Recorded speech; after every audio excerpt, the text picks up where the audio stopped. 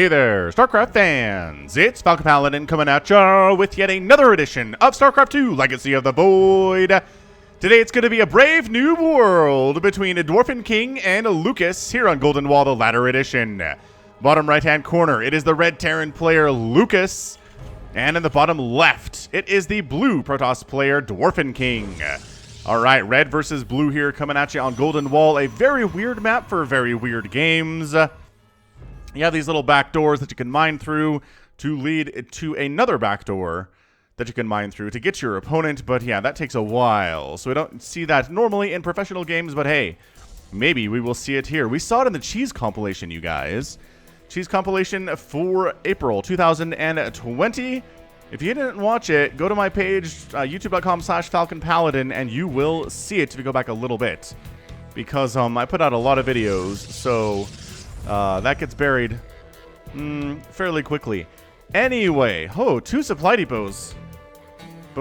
Three supply depots before barracks. Why is it that we see this from Terran so often?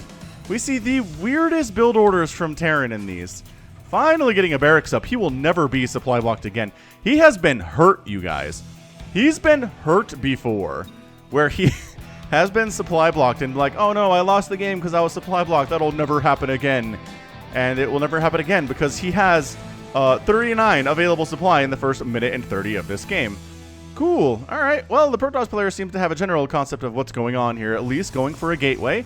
If it's not clear, Brave Noob World is my every other weekly examination of what's happening in the Bronze and Silver Leagues. It's just players who are maybe new to the game, maybe been here for a while, but never really kind of bothered to learn a build order, or maybe haven't gotten quite all of the basics down yet. Maybe they just don't care to play hard enough to get promoted out of Silver, you know what I mean? There's a lot of people with a lot of different reasons for what they do. But double barracks here, is that SCV actually stuck inside? That SCV is stuck inside, but look, he knows to lower the supply depot and get those guys out of there so they're not stuck outside the house. Marine production has begun. The Cybernetics core coming in here too. Look at this. Is Lucas supply blocked? You better believe he's not supply blocked.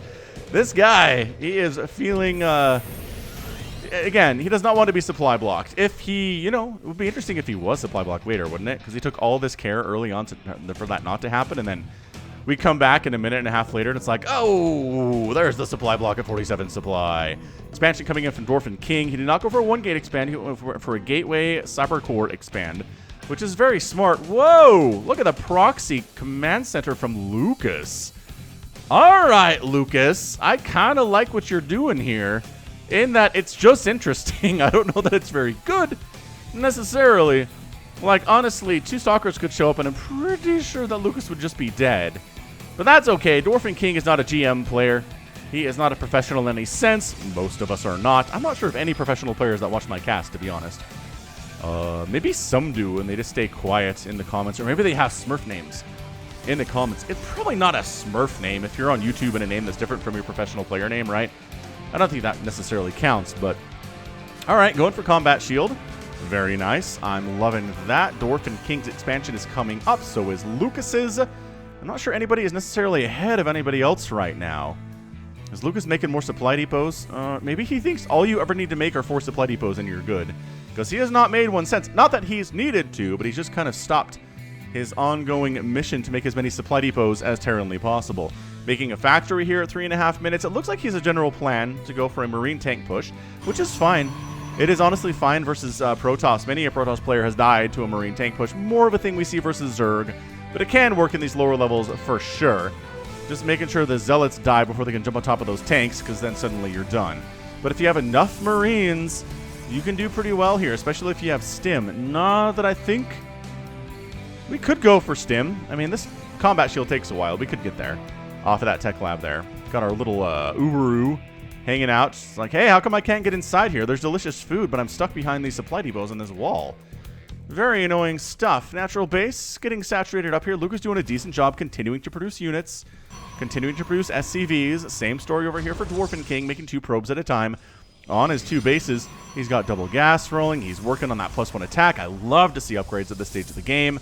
At 4.5 minutes or so, you'll get those things started. Shield battery up, just in case there is some aggression out of Lucas. And he made a Reaper. He made 1 Reaper. I don't know why you would make one Reaper at this stage of the game. It's really not going to provide you with any utility for damage output, necessarily. I mean, I have seen pushes. Yeah, I have seen TVP pushes where you show up with a Reaper, and if there's a wall that like a single stalker is holding, you can KD8 charge it up into the air and then run your units through.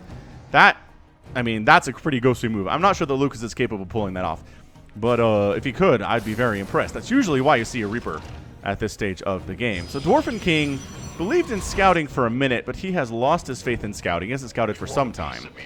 He does not know that this base is here. He doesn't exactly know what's being produced out of Lucas and all. Oh, more supply depots. Lucas, you are committed to the supply depot strategy. I like it, man. As they always say, always be making supply, always be making workers. If you're Protoss, always be making probes and pylons. And if you're Terran, always be making SCVs and supply depots. You notice how those kind of line up alliteratively? Right? Probes and pylons, SCVs, and supply depots. And if you're Zerg, it's like drones and overlords. Aw, that's not quite as handy a saying as they would say. Cannons up, cannon shield battery there, worried about banshees. So here's the thing. If you're scouting, you don't have to prepare for everything. If you're not scouting, you have to prepare for everything, and that gets a little bit pricey. For example, this shield battery inside the main base of DwarfinKing, I will venture to say will never be used under any circumstances. We are making medevacs instead of liberators or banshees. Not that shield batteries are helpful against liberators. They're really good against banshees, but if the banshee's not there, then it doesn't matter. Also, you can react to the starport to double pump out medevacs if you're into that kind of thing. And he knows about the concept of the reactor on the barracks. I'm wondering if he knows about the concept of the reactor on the starport and the factory as well, because that is totally a thing. DwarfinKing has a lot of supply too. Like, I'm not going to say that Lucas is oversupplied, because DwarfinKing's at 102 out of 65. Out of 65 supply. Whew. Push moving out, maybe. But while I've got you, just be sure to send your Brave Noob World replays, not to me, but to Sniper Monkey. Oh, he did end up scouting this. Oh, no. Just go kill that base, man. Just get it. Come on. There's nothing there. It's not a planetary. Sniper's email address is in the description. Please send him those replays with the subject of Brave Noob World. Same thing for Midrank Madness. If you're sending a gold, platinum, or diamond replay that you want me to cast, send them to Sniper Monkey with the subject of Midrank Madness. We've been getting a lot of submissions recently. It's been really nice. He loves screening. Like, he likes it a lot. So don't worry about overwhelming him. Sniper Monkey is going to have a good time with it regardless. Dude, seriously, though. There's a base up here. DwarfinKing, you're killing me. At least send something else up and see what's going on. And maybe if, like, there's a giant army there, fine, don't kill it. But there's nothing here. Lucas has expanded to his natural base by now. I really don't know what the purpose of this is at all, unless it's just sheer cheekiness. Right? I mean, that is a third base location. That is where a lot of players will take their third. So this ninja base, the chances of it getting scouted are about 1,000,000,000%, as it was here today. Anyway, DwarfinKing recognizes, yes, I do need robotics facilities, a Twilight Council. I need all of the tech that you can possibly get here as Protoss. Seems totally fine. And Lucas decides that he's not moving out. Is he getting any upgrades? Not really. He has an engineering bay. Does he have any upgrades for those guys? No. No attack upgrades. No armor upgrades for his bio. Oh, nor does he have stim. I think DwarfinKing might win this game just because he's more aware of what his race can do than Lucas is. It seems like. At least he's on top of it more, right? He's getting charged. He's getting +1 armor. He already has the +1 attack, I think. Yes, he does. And you could do some chrono boost as well. He has a lot of energy on these nexuses. Yeah. So pro tip, if you're a Protoss player who's new to playing Protoss, you click on this nexus, there is a chrono boost icon you can click, and then click on something else to, hey, like that. Hey, he knows that chrono boost exists. He's just kind of forgetting to use it a lot. You can toss it on that forge. You can toss it on your own nexus to speed up the production of workers. You can toss it onto a warp gate to speed up the cooldown on your warp gate ability. There's a lot of good stuff you can do with chrono boost. And if you're not chrono boosting effectively, you're not playing the race effectively. It's just like Zerg players who don't inject. You're not playing Zerg as well as you could if you were injecting. In fairness, we didn't even name this Reaper. He's like, I mean, he's alive at the 10-minute mark of this match, which is pretty nice, I gotta admit. Don't know. We're not going to name him. We'll hold on that Reaper name, but Okay, so this is pretty brave, Noob worldy. Nobody is moving out at all. Lucas is, my gosh, he's got 2 SCVs on non-stop supply depot production. He's at 133 supply at 10 minutes, which is pretty good for brave Noob world. Does he have stim? No. Does he have concussive shell? Is he getting upgrades for his bio? No. Does he have a lot of bio? Yes. So pro tip, if you're getting a lot of bio, if you're getting a lot of anything, get upgrades for those things. Like if you're making 1 Banshee, don't get air attack. But if you're making like 30 Banshee and you're moving into battle cruiser, then yes, get +1 air attack and then get +2 and +3. Right? Right. Immortal production here from DwarfinKing. I'm not sure these immortals can get out. Can they get around here? I guess there's more of a gap than I thought. We're good. So they do get out of there. Is he using more Chrono Boost? Not really. I'm not sure he knows that the second Nexus has a Chrono Boost too. I didn't really mention that either. Every Nexus you have has its own Chrono Boost reserves. So you can use it to Chrono Boost anything. It looks like this might actually be Chrono Boosting because there's not enough energy for a boost there. So maybe he knows about the third base but not the natural base. Anyway, by golly. This is turning into quite an engagement. Or lack thereof. Hey, look! We're getting a fusion core. Hey, look! We're making Banshees. Maybe you want to get +1 air attack. You need an armory for that, though. Lucas, which he doesn't actually have. Both players have been attacked and killed so many times, they are just focusing on defense. Now, this doesn't work. This is not going to work if you're trying to get promoted, right? If you're trying to get to a different league than where you are, you need to be aggressive. You need to be scouting stuff out. You need to be sniping off bases. You need to be scouting what your opponent is up to. Because if you run into somebody who is better than you, who does understand what's going on, if you never attack, they will expand 8 times. They will take 1 billion bases and be maxed out and have a giant bank and just crush you. Meanwhile, Lucas's ninja base, which should have been killed about 5 minutes ago, is now being taken down by DwarfinKing's forces. And I don't think any Protoss units are going to fall here. Yeah, 0 Protoss units have died at this stage of the game. It's 1,800 to 0 losses. Woo! All right, well, that base is out. Lucas is on 2 bases. He's on 27 workers. DwarfinKing, not bad, man. That's 64 workers. That is pretty impressive stuff. He's got a nice varied composition. That's another thing about StarCraft. You don't want to be just one thing. You don't want to be all Zealots. You don't really want to be all Marines. You don't want to be all Banshees. You don't want to be all Stalkers, right? Because every unit has something that will directly murder it if it is made to counter it. So this is a nice varied composition from DwarfinKing. He's got Archons, High Templar, Immortal Stalkers, and Zealots, with some Sentries in the mix. This might be a little bit too much for DwarfinKing to handle in a direct engagement with the enemy. Like, can he throw down Force Fields while he's tossing down Storm? Actually, does he have Storm? He has Storm while tossing down Storm, while getting the charge lots in and the Stalkers in the back. I don't know. We'll see. It's a lot to ask from a low-level Protoss player, but DwarfinKing at least has the general concept. So on the other side, Marine, Marauder, Tank, and Medevac. Fantastic. So Lucas has the same concept here as well. Banshee's going to come up to the third base for Lucas, and there's literally no defense here. I like how he is protecting, again, his mineral lines from Banshees in the main base and the natural base, and has been for the last 10 minutes. But the third base, no, not as much. This is where you need to listen to your computer when it's telling you you're under attack and run these probes away, because they're not surviving if they stay here, and by golly, are they ever staying here.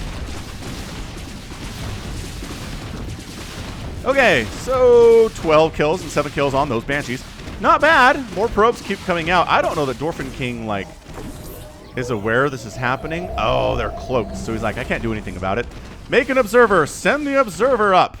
And we'll take those Banshees right on down. The problem for DwarfinKing is he's mining out of his bases. Like, his main base should be pretty much mined out. Oh, yeah, he's got like 100, 200 minerals in there. That's not going to last very long. And he's sending the whole army up. Another pro tip. If there are Banshees killing your stuff, don't send the whole army over. These Zealots can't do anything to help you. The Immortals can't do anything to help you. You know what can? The Stalkers and the Archons, yes. And the Sentries. But, like, these Zealots are kind of just getting in the way. You know what I mean? Nice juke. Oh, the Observer, though. The Observer means you can't juke too hard. Oh, see? The Zealots and the Immortals got in the way there. The Stalkers had an angle to kill that. Couldn't quite pull it off. Now, here's a trick. If you have a shield battery, you don't have to pull the probes away from your minerals, because the Banshee can't kill your probes fast enough with the healing involved to actually kill them. You go one shot, and then it heals up the probe, and then another shot, and it heals up the probe, and another shot, and it heals up the probe. So one Banshee can't actually kill a mineral line of probes if there is a single shield battery present. So you didn't actually have to run those probes away. So the good news for DwarfinKing is he's holding on to his third base, which is nice. The bad news for Lucas is that he's not expanding anywhere. He does have some battle cruisers, though. He's got battle cruisers, which, you know, need to be directly countered here. For example, the Immortals and the Zealots will not do anything versus the battle cruisers. Additionally, neither will the Sentries, if we're honest. Archons, maybe. Archons maybe help. They do a good amount, just big chunks of damage, right? And that's what you want versus a thing that has a lot of armor. You need something that does a lot of damage kind of slowly. And that's what these Archons are. That's how armor works in StarCraft. Every time you attack something, the armor of that thing comes into play. So if you're doing a lot of tiny attacks, the armor is coming into every one of those attacks and negating it every time. Bam, bam, bam, bam, bam, bam, bam. Which is why Zerglings suck against things that have a lot of armor. On the other hand, if you're doing big hits, like Liberator attacks on Ultralisks, the Ultras have a lot of armor, but Liberators are going pow with 100 damage and then waiting and going pow with 100 damage. And all that 8 armor is only applying to being applied to 100 of that damage, which is why Liberators are a great answer to those Ultralisks. So this might be one of those games where not much happens, and then we end up with a huge battle at the end, which is what this is going to be. My money's on DwarfinKing, especially if he can storm the crap out of this bio. Can he storm the crap out of this bio? What? There you go. Oh my gosh, it's up. All right, well, c'est ça. That's your game. All the bio's dead. Yamato's trying to focus down these Archons as well as they can. Stalkers in the back, not really engaged here at all. The tanks are all gone. That ground army never stood a chance against this. But the battle cruisers, maybe, if the Stalkers are not being micro properly and all the Archons are behind the Stalkers, might be able to get something done. The battle cruisers do jump into the main base. Hey, look, the shield battery's getting used for something. I was a total liar. I thought for sure that shield battery would not be used for anything. Now, Lucas, you need to take this opportunity to expand somewhere. Keep making stuff. You have a lot of resources. He's making more battle cruisers right now. But yeah, this number of Stalkers, if you're going to jump and you jump further into the enemy base, prepare to be dead because you can't run away and that will happen to you. So DwarfinKing decides that's it. He leaves the game without a GG. I'm not sure that was a rage quit necessarily, but it was definitely something. I don't know. I don't want to ascribe a bad manner to somebody who maybe is fairly new to the game. Because, I mean, Lucas, yeah, he had money, dude. He could have made more stuff. But at the end of the day, DwarfinKing was just better. He just was. The storms were good. He didn't really use any force fields. I'm not sure that he needed to be honest. He had great upgrades across the board here with the 2-2. Again, it would be 3-3 if you're professional, but 2-2 at this level is beautiful. That is really nice upgrade timing. He actually did get 1-1, Lucas eventually. I kind of feel like, too, if the battle cruisers were actually engaging during that first battle instead of, like, staying here and then when everybody got stormed, then they ran in. It's one of the situations where I kind of feel like A-moving is what you want to be doing, you know? Which, is that fair? I don't know. That's probably not fair. Anywho, that is going to be it from me. This has been Falcon Paladin coming at ya with yet another edition of StarCraft 2 Legacy of the Void and a brave noob world. Go ahead, hit that like button, hit that subscribe if you like what you saw and what you heard today. You can also catch me on Twitter, Facebook, Patreon, and Twitch, all/Falcon Paladin. And until next time, as always, thank you so much for watching, and you take care of yourself.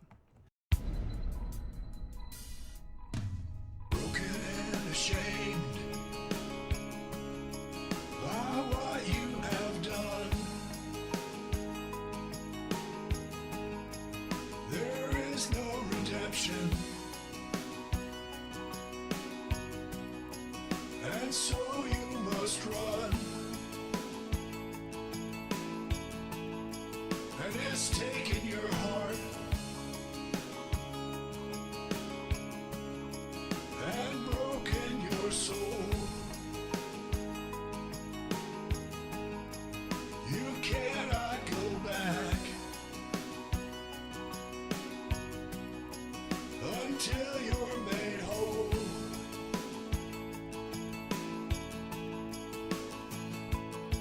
And you're running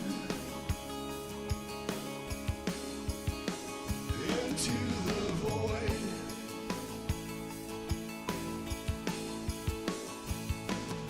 You go searching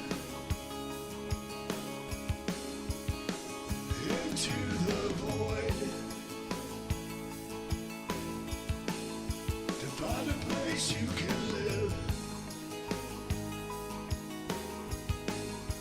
A place you can love. Is it just an illusion? When push comes to shove,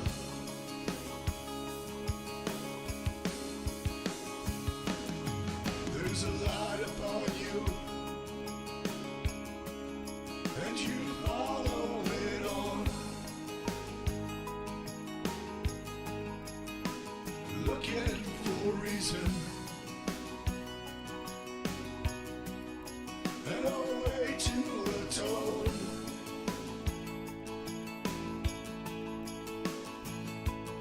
All around you, the planets and stars. You're lost in a maelstrom of a great new unknown.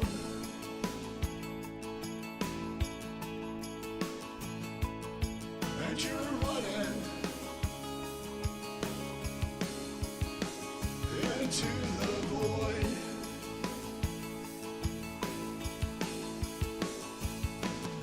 You go searching into the void to find a place you can live. A place you can love. Is it just an illusion? When push comes to shove,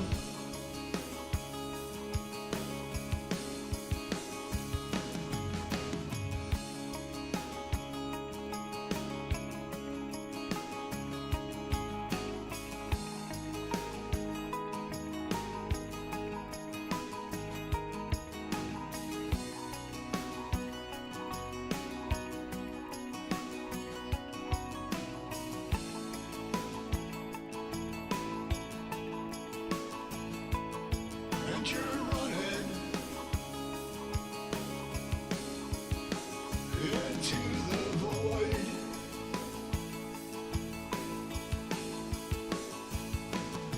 You go searching into the